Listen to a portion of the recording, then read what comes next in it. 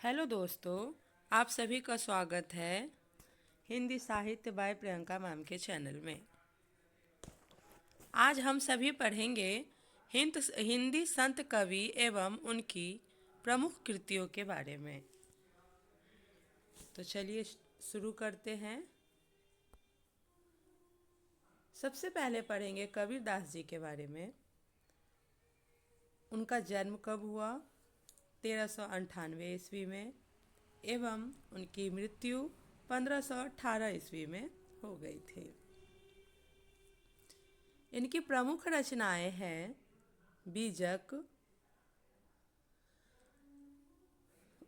बीजक जो है साखी, शबद, रामायणी, इन तीनों का संग्रह है। इन तीनों के संग्रह को ही हम बीजक के नाम से जानते हैं और इनको संग्रह करने का काम इनके शिष्य धर्मदास जी ने किया था। इनको संग्रहित करने का काम इनके शिष्य धर्मदास जी ने किया था। उसके बाद यह भी जान लेते हैं कि उनको लोग क्या क्या कहते थे। पहले तो वो प्रमुख संत कवि थे, उसके बाद वो निर्गुण के उपासक कवि थे, वो समाज सुधारक भी थे। उन्होंने अपने रचनाओं के माध्यम से समाज को सुधारने के लिए जो प्रयास किया वह सफल भी हुआ। उसके बाद इनका था पहला, अनुभूति की सच्चाई एवं अभिव्यक्ति में ये खरापन थे। इनकी भाषा सधुक, कड़ी, पंचमेल, खिचड़ी थी। इन्हें वारी के डिक्टेटर भी कहा जाता है और ये रहस्यवादी कवि थे।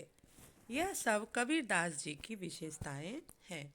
अक्सर एग्ज़ाम में यह सब क्वेश्चन घुमा फिरा के पूछ दिया जाता है कि वारी के डिक्टेटर किस कवि को कहा जाता है। तो इनका सिंपल सा उत्तर हो जाता है कि वारी का डिक्टेटर कबीरदास जी को कहा जाता है।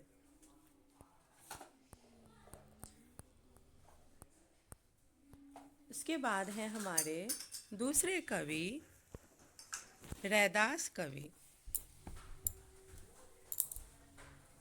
इनका जन्म 1398 ईस्वी में हुआ और मृत्यु 1448 ईस्वी में हो गई। इनकी प्रमुख रचनाएं हैं जो कि रविदास की वाणी में संकलित है, जिसमें 40 पद गुरु ग्रंथ साहब में संकलित है। इनका जो रचना का संग्रह है वो है रविदास की वाणी और 40 पद जो हैं वह गुरु ग्रंथ साहब में संकलित है। इनके बारे में भी विशेषताएं हैं। पहला, ये मीरा के गुरु थे, रामानंद जी के शिष्य थे। उसके बाद प्रभु जी तुम चंदन हम पानी के रचयिता थे। उपमा रूपक इनका विशेष प्रिय था। ये अपने पदों में ज़्यादातर उपमा अलंकार, रूपक अलंकार का प्रयोग किया करते थे, इसलिए लोग इनको कहते हैं कि ये उपमा एवं रूपक इनका बहुत ही पसंदीदा अलंकार था। उसके बाद तीसरे नंबर पे पढ़ेंगे नानक देव जी के बारे में।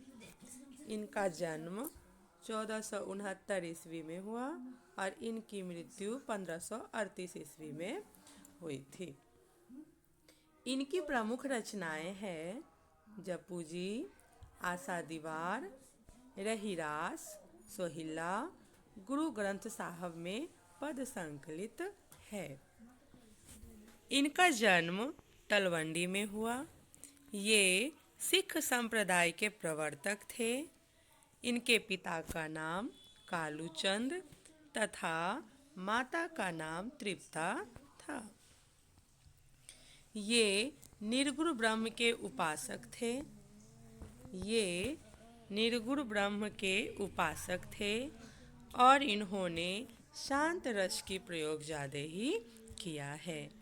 ये पंजाबी एवं ब्रज भाषा का प्रयोग अपनी रचनाओं में करते थे।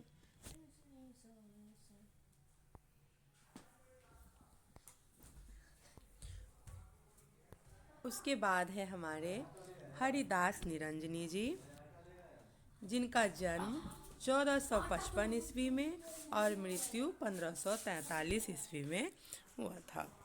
इनकी प्रमुख रचनाएं हैं अष्टपदी, योग ग्रंथ, ब्रह्मा स्तुति, हंस प्रबोध ग्रंथ, निरपख मूल ग्रंथ, पूजा योग ग्रंथ, संग्राम योग ग्रंथ। इनके बारे में भी कुछ विशेषताएं हैं इनकी, जैसे कि इनका जीवन काल में ही मतभेद था। ये निरंजनी संप्रदाय के कवि थे। नाथ पंथ एवं संत काव्य के बीच की इनकी कड़ी थी। ये मारवाड़ में इनके नाम पर कई मठ एवं गद्दियाँ हैं। इनकी भाषा सरल ब्रज भाषा में है। इनकी रचनाएं भी सरल ब्रज भाषा में की गई है। ये संतों को ईश्वर के समान पूजते थे। ये संतों को ईश्वर के समान पूजते थे। उसके बाद है हमारे दादू दयाल जी, जिनका जन्म 1544 और मृत्यु 1603 है। इनकी प्रमुख रचनाएं हैं हरडेवाणी, अंगबधू, दादू दयाल इत्यादि। और इसके संपादक कौन हैं? परशुराम चतुर्वेदी जी। इसके संपादक हैं परशुराम चतुर्वेदी जी। इनकी भी कुछ विशेषताएं हैं। ये धर्म सुधारक एवं समाज सुधारक कवि हैं। ये रहस्यवादी कवि के रूप में विख्यात हैं। इनकी जाति मुस्लिम जाति है। ये जाति के मुसलमान थे। दादू पंथ के प्रवर्तक, जिसे ब्रह्मा संप्रदाय भी कहते हैं। दादू पंथ के प्रवर्तक जो थे, इन्हें ब्रह्मा संप्रदाय भी कहते थे। इन रज्जब, सुंदरदास, प्रागदास इनके शिष्य थे। इनके शिष्य कौन कौन थे? रज्जब, सुंदरदास, प्रागदास। और ये ब्रज भाषा के कवि थे।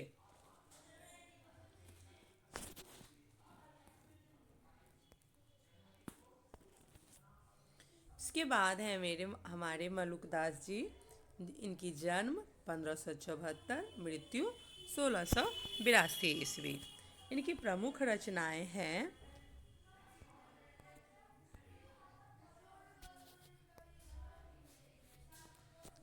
ज्ञानबोध, रतन खान, भक्ति विवेक, भक्त वक्षावली, स्फुट पद, राम अवतार